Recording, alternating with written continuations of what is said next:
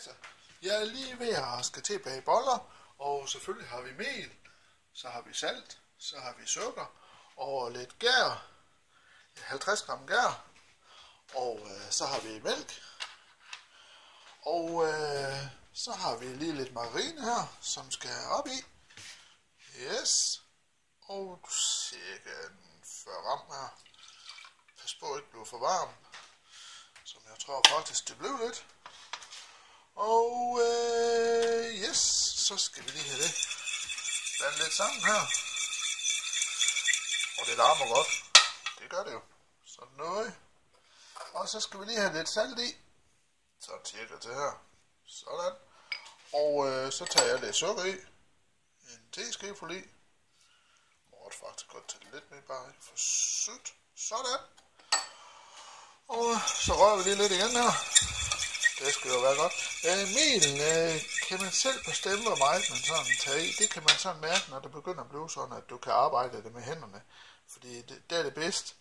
Og så kan man selvfølgelig lave en rigtig god dej ud af det. Og så lægger man det i hævning helst så lang tid som muligt. Og når man har gjort det, så kan man så igen gå op og få det ældet godt til runde boller. Og swoop. Så skal vi lige have noget mere mælk.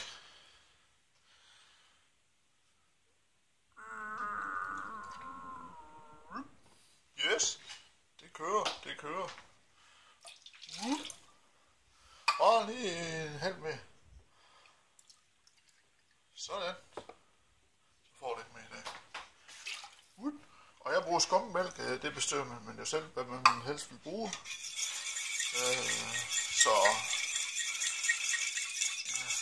Så det er sådan, jeg laver min bolle der i hvert fald. Og så kommer der selvfølgelig mel i nu her, hvor jeg så skal i gang med det. Og det er nemt, og det tager ikke ret lang tid. Så skal det stå og hæve. Selvfølgelig så lang tid som helst. Man selv synes det.